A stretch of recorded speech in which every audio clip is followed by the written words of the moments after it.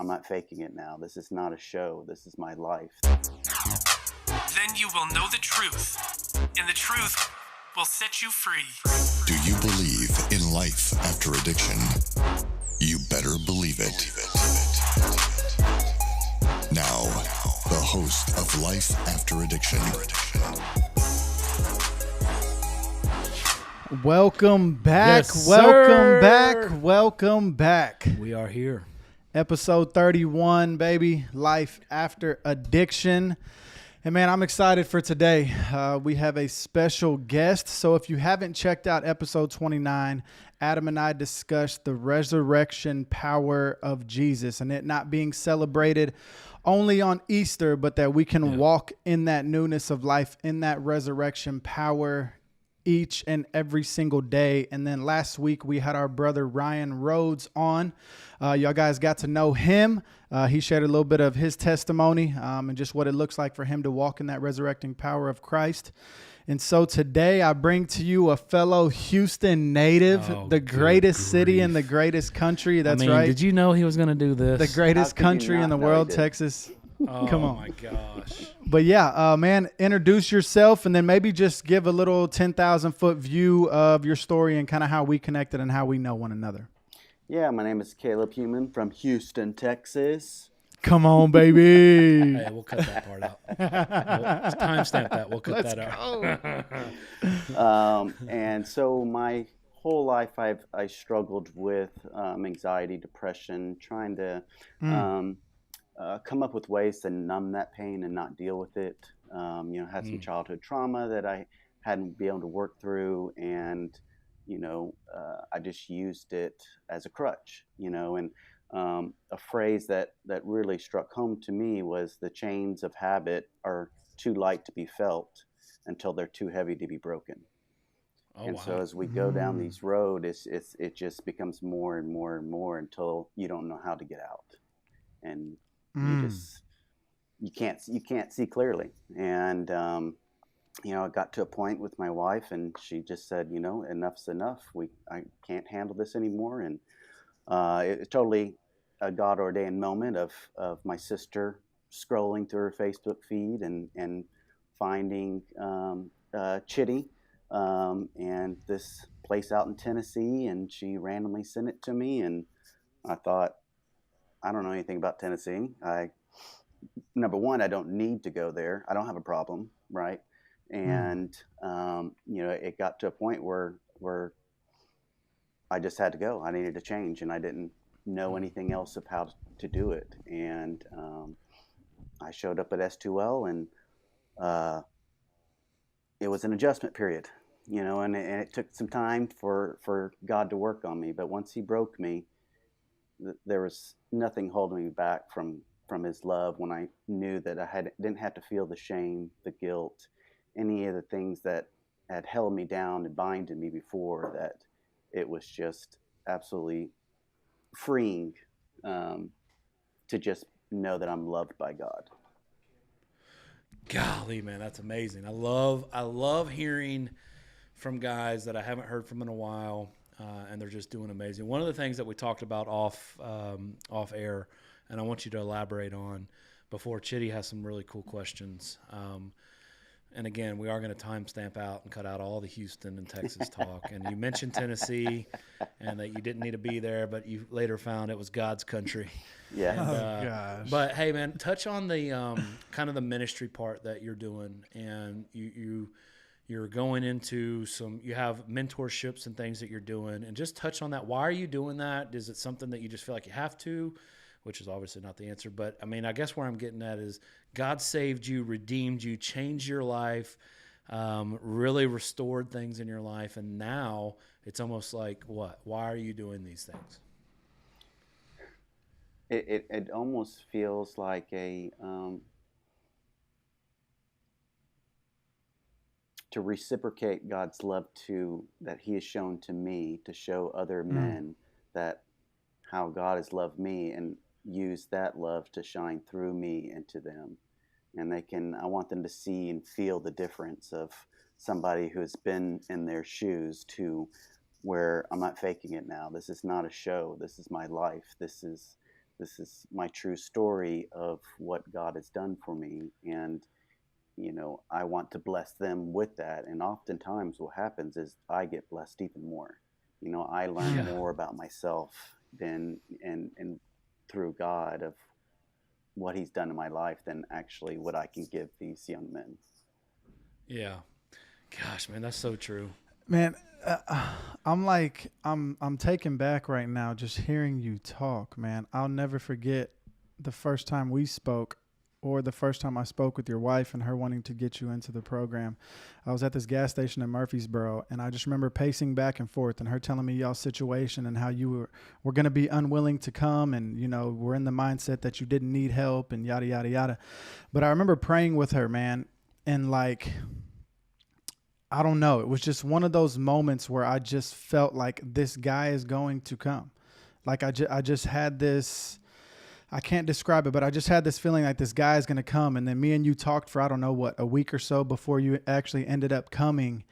And to hear the confidence you're speaking with right now and the boldness, and you just said how you're not ashamed of your testimony and the life that you once lived, that's astronomically different than the man that I met. Yeah. Because that man was ashamed of his past. He was ashamed to tell other people of his struggles. He was ashamed to, admit that, man, I had fallen short and I had lived this life of addiction, and I tried to keep it in private. And now for you to just be so forefront about it and sharing it from a place of such humility, man, and just grace, and you wanting to reciprocate that same love that was shown to you by God. Man, that stuff fires me up, Caleb. Yeah. Like, it is miraculous what has happened in your life. Like, it is miraculous, man. And I'm blessed to even hear you speak right now. Yeah.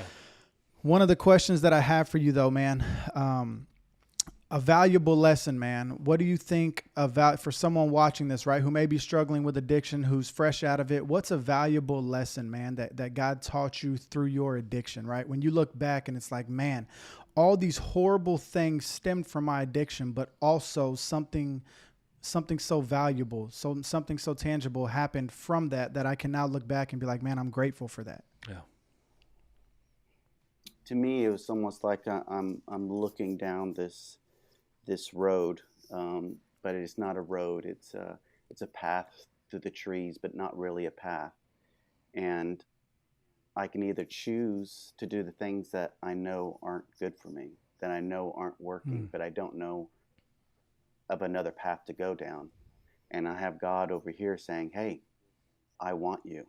You are my long lost son. I love you. I need you. And I made you specifically for me. Whether you have, family issues, whether you have mother, father issues, that he is the ultimate father that we were designed to be with. And for me, I kept making the same choices again and again and again. And when I saw that I could choose God over all these earthly things that will fade away, that have no meaning in the terms of eternity, it was a light bulb for me. Yeah, that's similar to your story, man.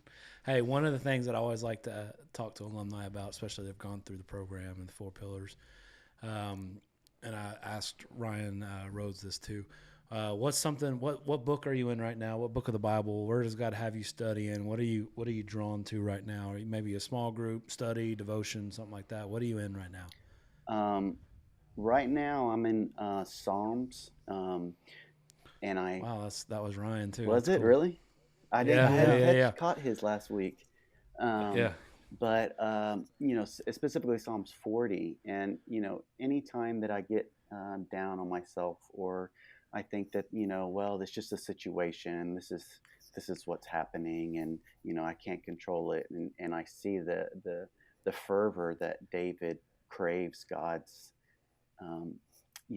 his Holy Spirit to be with him, I need you, Father. And just to see his humble submission in needing him, it just crushes me of thinking that I can do this. I got it. I'm bringing it up to speed. I can handle this. And, every time I do, I end up going back to the Father because I should have been there to begin with.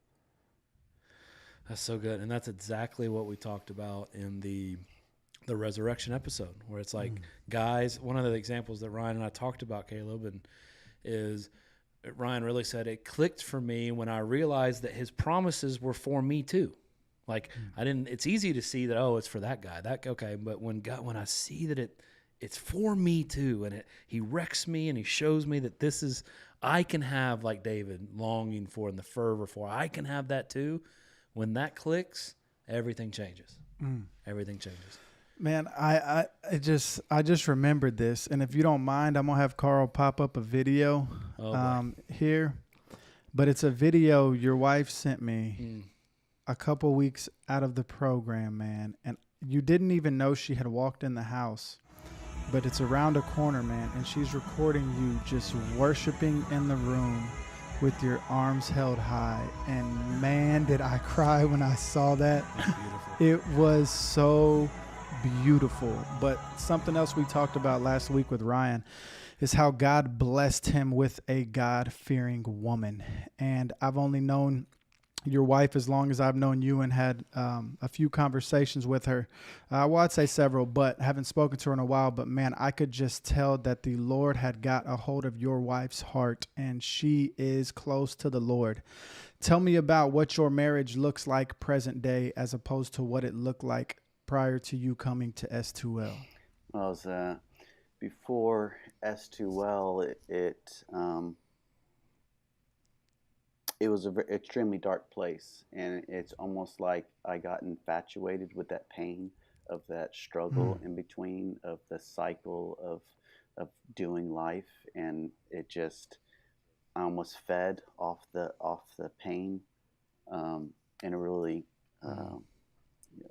misguided attempt to dig my way out of this impossible hole that I was digging myself. But I remember sitting on in the bed in the downstairs basement, and a guy named Larry was there, and we just got mail, and I got mail from my wife, and let's look it up, let's open it up, and so we opened it up, and she wrote down some Bible verses for me to read, and the first one was from Ezekiel, and Larry goes, "Dude, Ezekiel is a hardcore book. That's not good." I mean, there is a lot of death and destruction, and there's messed up stuff in there. Dude, I don't think you should read it. I said, no. I think you should read it. And so when I went to read, the verse from the book, it's, therefore I've made you new that I will turn your heart of stone, into the love of Christ. And it was like, I was proud of that stone of a heart. Nothing can hurt me. I got it. And you build this huge wall up, and you don't let anybody into your emotions, and you don't let your emotions pour out to anybody. And there was a moment when I was in counseling with Brianna that, both her and I just felt the presence of God, and it felt like nothing mattered. Like she told me that story. She told me that story. Oh, come wild. on. Wasn't it with you, Brianna, and your wife, or was it just you and her? Yes. It was like a couples counseling session, and Brianna told me that she was wrecked too, man. Let me ask you this, because I want to honor. I know that you're jumping in here on a work day and you got to be in a meeting, but two things. One, shout out to Jillian. It's Jillian, right? Yeah. And just, man, lovely, godly wife. And if you guys follow our socials, if you go back a few months, and it shouldn't take long to scroll through, there's a beautiful blog or story that they wrote together about their story and about just what God's done in their life and their marriage. And I mean, I asked permission, hey, can I share that? I mean, it was amazing, man. And that just what God's doing in your life, and you could see it in your eyes and your face.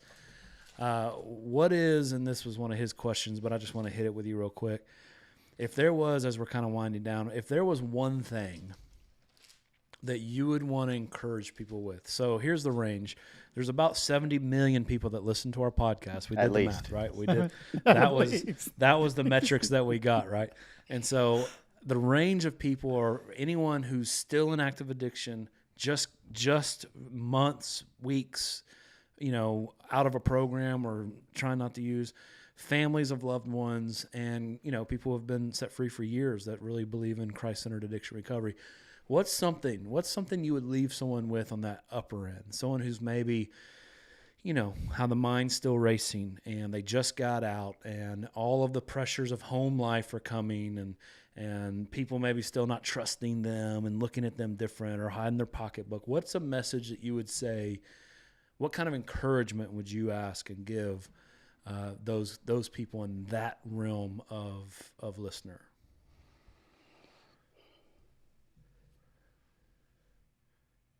We just passed through Easter, and as each, a lot of churches go through the Christmas story, and we learn of how Christ went through all the suffering and what those guards did to him, what those people made him drag that cross up to the cross.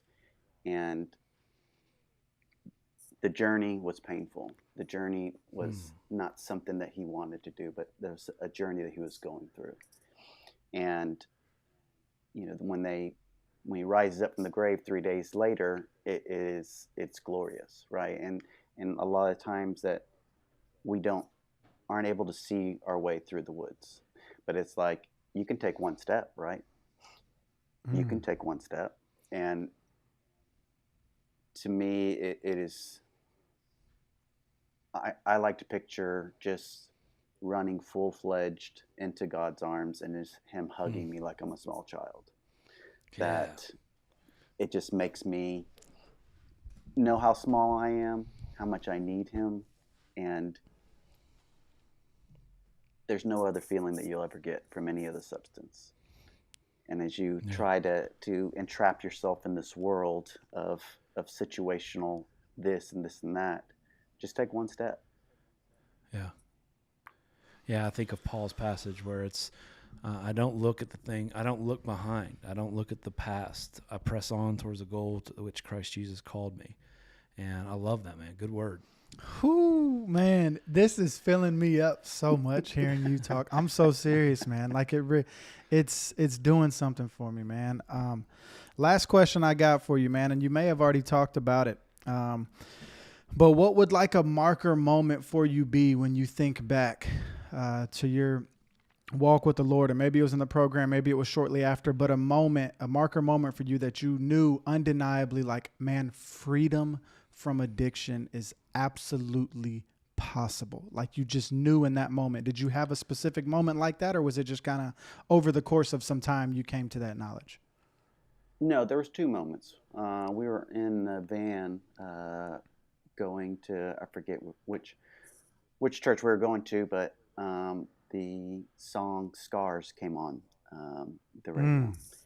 And I used to be ashamed of those scars, and I used to try to cover up. Look how dirty I am. Look at the things that I've done. Nobody's going to love me. Nobody's going to like me. But we all have our specific journey that we're going on, and those scars make you. And when I embraced those scars, I could turn away from that person who I was, knowing that God has washed it all clean. And even on the cross, going back to Easter, he still has scars on his hands, right? He left that reminder to show us that, hey, these are part of the journey. This is real. And I just broke down crying for about 30 minutes. I just cried all the way to church. And I'm thinking, with a guy, van full of 9 dudes, and it stinks. And, like, I'm crying. I'm in the middle of the woods in Tennessee. Like, what is going God's on country. in my life? I'm here. And, Yeah. one shit he told me is that, what, Caleb, you're going to look back on this time in your life, the 6 weeks in this God-ordained piece of land in the middle of nowhere, Tennessee, and you are going to cherish those moments. And I don't know what kind of look I gave him in the moment, but it probably wasn't Christ-like.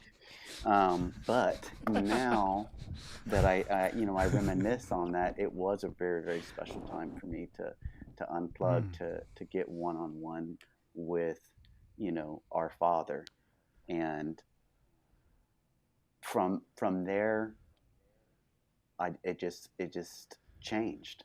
And I didn't want to be that person. I didn't want to continue scarring myself. It's important to, there's a reason why your rear view mirror is smaller than your windshield, right? You can see, it's important to know where you came from, but it's more important to see where you're going. That's right. I could envision myself on an incredible journey that I couldn't even imagine that I would be here 2 years ago, 3 years ago. God is just beyond your wildest dreams. He is here for me every single day. It's that resurrecting power, baby. Man, I'm getting resurrection filled. power, baby. Carl's over here. That's what You I'm can't see him, but he's just like basking in the presence of the Lord right now. Yeah, man. And so we have the saying, and maybe you've heard it, maybe you've not, but from the rooms of recovery, the revival of a nation. And so because of that resurrection power, Caleb's marriage restored. He's the father that God's called him to be. He's a very productive member of society, has a great career, is entrepreneur. Man, he's plugged in and serving at his church, Antioch Christian Church in Pearland, Texas. Go check it out.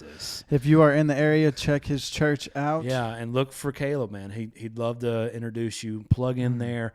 Guys, what about, and he's doing mentorship there. He talked a little bit about going into the jail and the prison and doing even, like one thing unique that he didn't talk about on air, but I believe he talked to us off air. Man, he's going into the prison, bringing marriage counseling, marriage seminars into the prison. Their wives get to come in. I mean, that is so unique, but it's very thoughtful because when they get out, just amazing work, man. I'm so thankful for what God's doing in your life, man, and what I've gotten to see, the blogs. I mean, I just always just, and I don't know, because y'all like shared faith, so I'm assuming it's your wife, but sometimes it could be you writing. And it just always blessed me whenever I see and read the things that you guys are doing. We're dropping this right now. I'm not going to give a hard date, but hopefully by the end of this summer, when it starts to cool down some and it's not as so hot, I believe we're going to try to have an alumni weekend. Maybe have like a golf with, there's some people that would potentially set us up on a golf course and just have guys come back. Love to see you there.